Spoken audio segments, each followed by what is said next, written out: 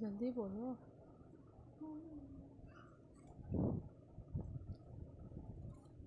यहाँ बनाओ, यहाँ पर लिखाओ।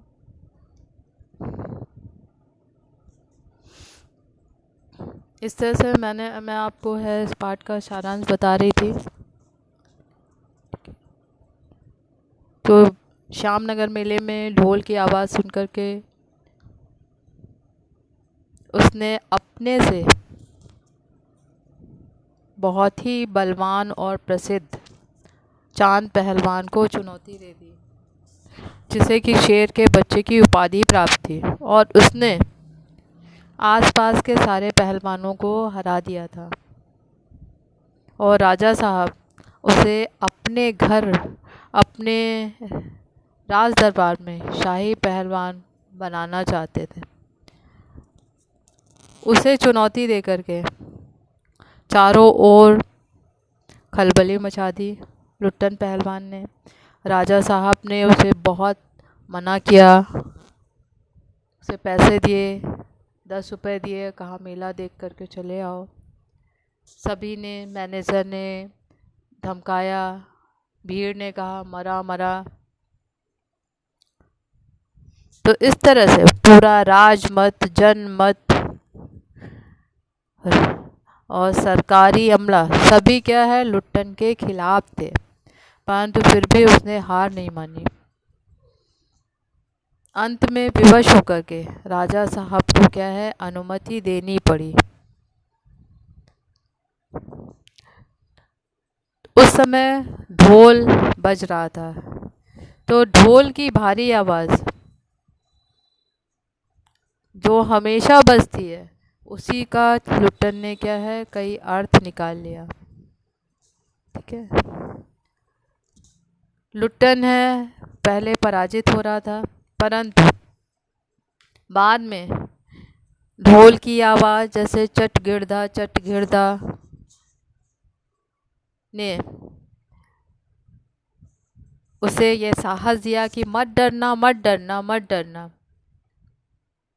जब चांद पहलवान ने उसे कसकर दबा दिया। ठीक है, इसी तरह से है धाक धिना तिरकट टिना, धाक धिना तिरकट टिना। ठीक है, ये ढोल की आवाज़ से उसे ऐसा प्रतीत होने लगा मानो ढोल उससे कह रहा है, दांत काटो बाहर हो जाओ, बाहर हो जाओ, दांत काटो बाहर हो जाओ। ठीक है, इस तरह से क्या है, उसने है अपना दांव काट करके वो बाहर निकला और उसने है चांद पहलवान को पराजित किया।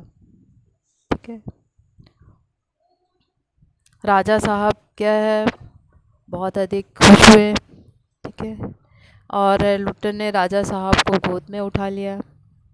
राजा साहब के कीमती कपड़े हैं मिट्टी में सन गए, परंतु सब ने आपत्ति की।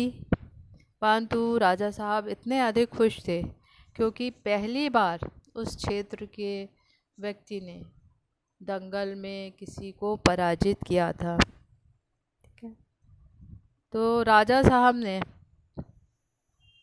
उसे बहुत अधिक पुरस्कार दिया, साथ ही साथ उन्हें राज दरबार में रख लिया। इस तरह से क्या है, लुट्टन राज पहलवान हो गया और राजा साहब ने उसे लुट्टन सिंह की उपाधि दी। ठीक है, तो लोगों ने आपत्ति की कि उसे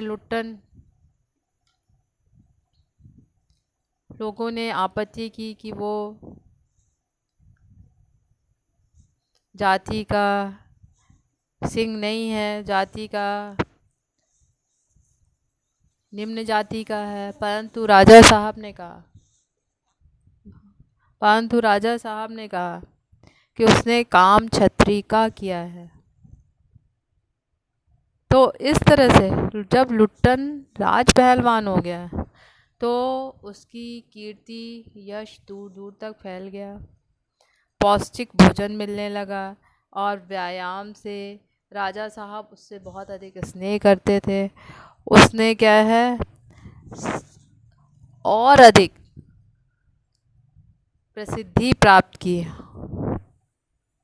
उसने लगभग कुछ वर्षों में एक एक करके सभी नामी पहलवानों को पराजित किया। ठीक है।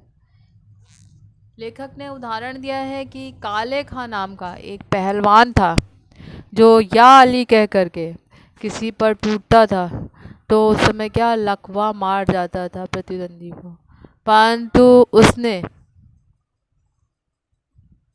काले खां को भी पटकनी दी और ये साबित कर दिया कि वो नामी पहलवान है, उसे है कुश्ती आती है और चांद पहलवान पर उसकी जीत अप्रत्याशित नहीं थी, संयोग नहीं था। ठीक है। अब वह राज पहलवान बन गया, दर्शनी जीव, यानी लोग उसे देखने के लिए आते थे। ठीक है। और है जब वो बोलता था तो लोग कहते थे कि राजा का शेर दहाड़ा। परंतु लेखक का कहना है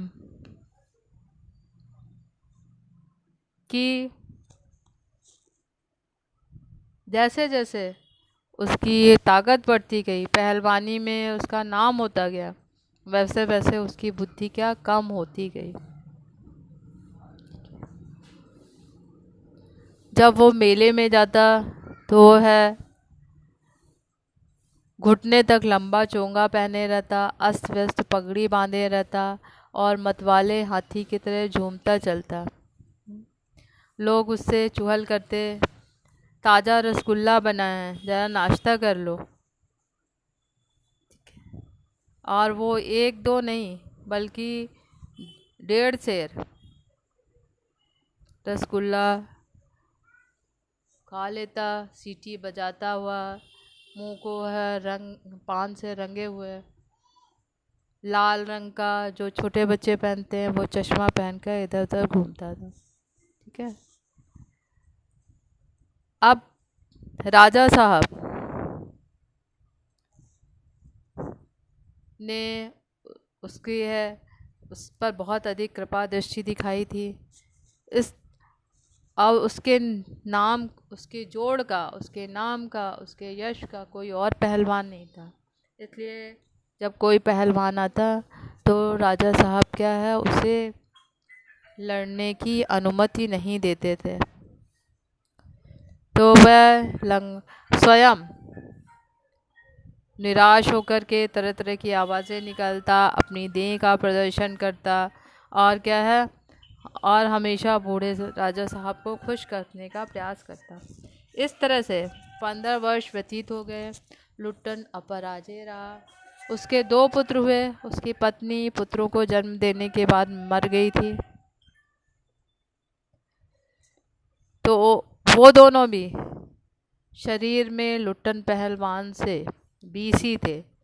तो उन्हें देख करके सब लोग कहते थे कि ये क्या है, अपने पिता से 20 ही होंगे। और लोगों ने सोच लिया था, राजा